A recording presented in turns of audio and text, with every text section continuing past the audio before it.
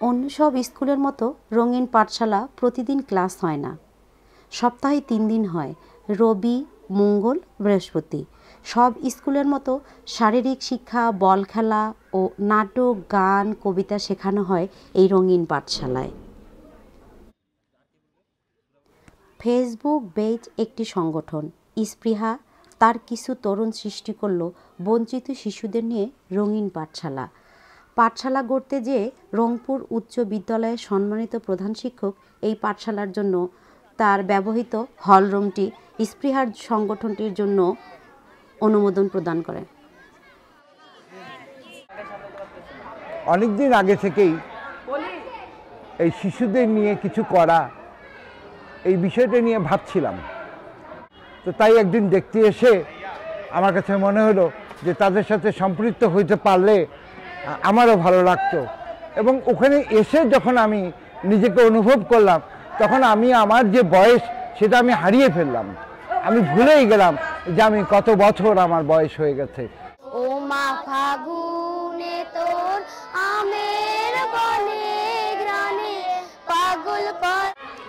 School রঙিন পাঠশালা বাচ্চা কাচ্চাদেরকে হচ্ছে মানে যারা বঞ্চিত, সুবিধা বঞ্চিতদের পাশে হচ্ছে কাজ করার ইচ্ছা আমার এবং আমার যারা সঙ্গে কাজ করতেছে তারা।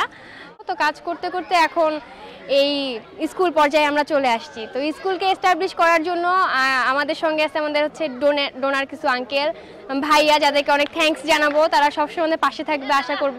এই পাঠশালাটি যারা আছে, যারা ছাত্র আছে, তারা একেবারে অনেক নিচের স্তরের। সরকারিভাবে অনেক কিছু আছে, অনেক অনুদান আছে, সেটা বাদ দিলাম। সরকারিভাবে যেটা ট্রিটমেন্ট করা হচ্ছে সেটার পরেও আরও একটা স্তর আছে যেখানে আমরা কেউ তাকাচ্ছি না।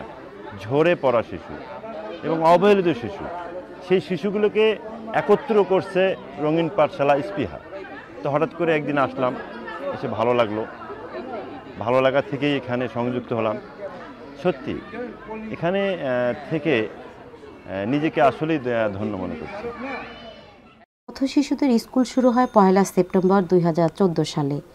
স্কুলের বই, খাতা, কলম আর স্কুলের ছাত্রছাত্রীদের খাবার আসে একটি ম্যাজিক বক্স থেকে। এই রঙিন পাঠশালায় 108 জনের মতো ছাত্রছাত্রী। আর এখানকার যারা পরিচালক, স্পৃহা নামের যে সংগঠনটি, তারা প্রায় 100 জনের মতো ছাত্রছাত্রী। ওরা নিজেরা পড়ে আর পথ শিশুদের, সুবিধা বঞ্চিত যারা, তাদের পড়ায়।